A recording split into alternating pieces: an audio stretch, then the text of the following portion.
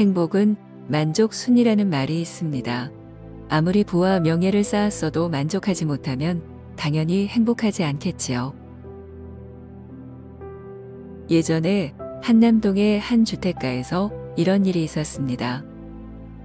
글쎄, 모 재벌기업 회장의 저택 앞에 삼성그룹 일가의 대저택이 증축되면서 한강 조망을 가리게 된 것입니다. 그러자 그 모 재벌기업 회장은 내가 이 모양 이 꼴로 산다고 나를 무시하는 거 아니냐며 한탄을 했다는 겁니다. 결국 소송까지 가게 됐는데 이 일화에서 상대적 비교 심리가 얼마나 불행을 조장하는지 엿볼 수 있습니다. 그런데 만족을 행복에서 떼어내어 사회 경쟁력에 대입하면 얘기는 달라집니다.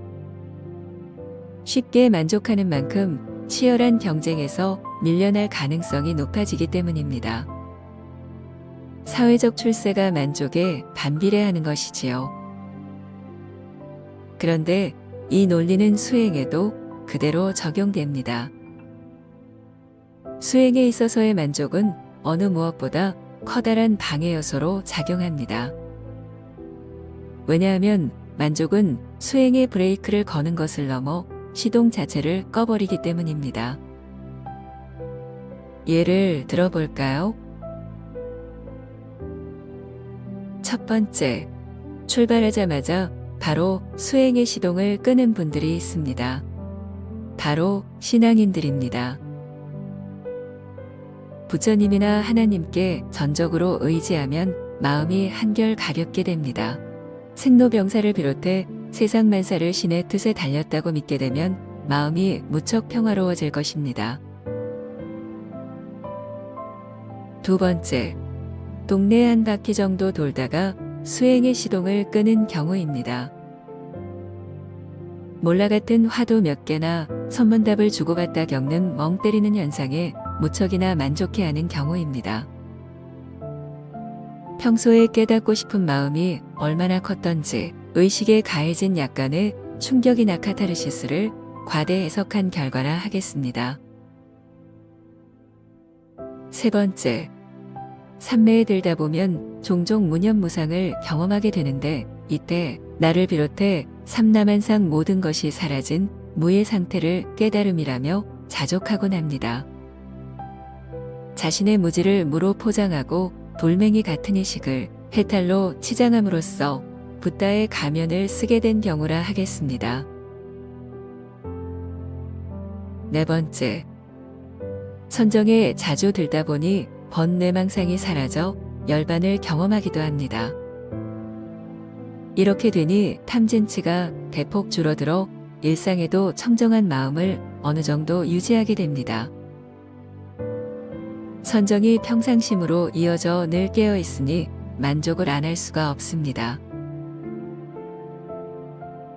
정리하면 신앙, 몰라, 삼매, 선정에 만족하면서 수행이 멈추게 됩니다.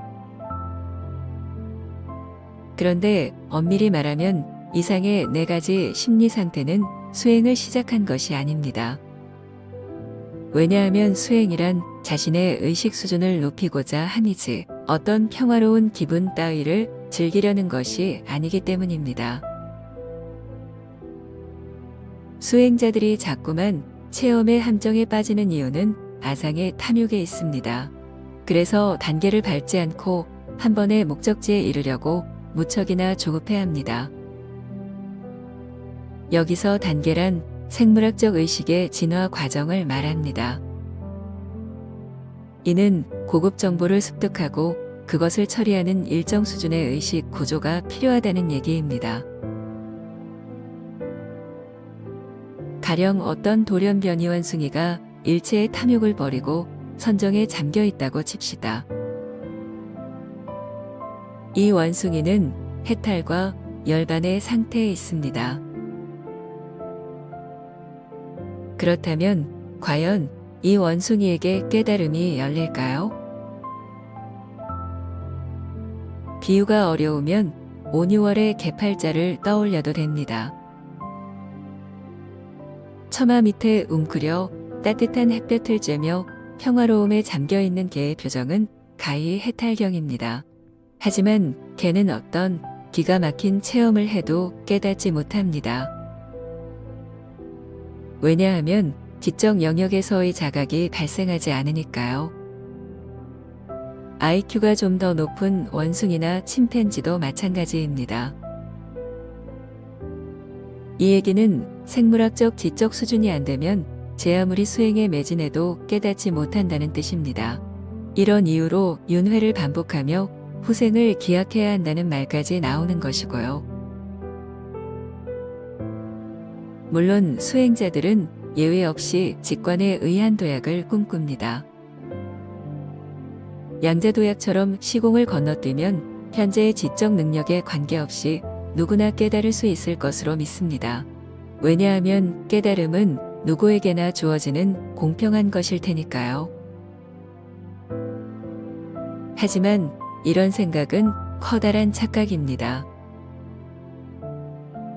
깨달음은 준비되지 않으면 결코 나눠지지 않습니다. 호모 사피엔스 중에서도 의심하며 추론하는 인간이어야 하며 더 나아가 그 의심을 제1원인까지 파고들면서 깨달음을 훔치려는 태도여야 합니다. 여기까지 생물학적 진화가 된 인간만이 시다르타가 간 길을 따라갈 수 있습니다. 이런 이유로 수행자는 기본적인 철학 지식과 논리적인 사고 능력에 더해 만족할 줄 모르는 의심을 지녀야 합니다. 이것이 바탕이 되지 않으면 수행은 시작도 할 수 없습니다. 하지만 아쉽게도 수행자들의 대부분이 이런 기본 소양을 외면하고 있습니다. 그러니 평생을 수행해도 진전이 없고 그러다 애가 타서 참나나 무념무상의 체험에 만족하는 것입니다. 결국 만족의 크기가 수행을 좌우하는 꼴이 됩니다. 시다르타가 브라만교의 수행과 깨달음에 만족했다면 어떻게 위대한 불교가 나올 수 있었겠습니까? 그렇듯 당신이 온전한 깨달음을 얻고자 한다면 시다르타와 동등해지기 전엔 결코 만족해선 안 됩니다. 이것이 세간에 횡행하는 절대, 해탈, 열반, 본성, 불성, 참나 같은 체험의 함정을 경계해야 하는 이유이며 진리적 자각에 강한 초점을 둬야 하는 까닭입니다. 당신은 깨달음을 훔칠 마음의 준비가 되어 있나요? 당신의 만족은 과연 어디까지인가요?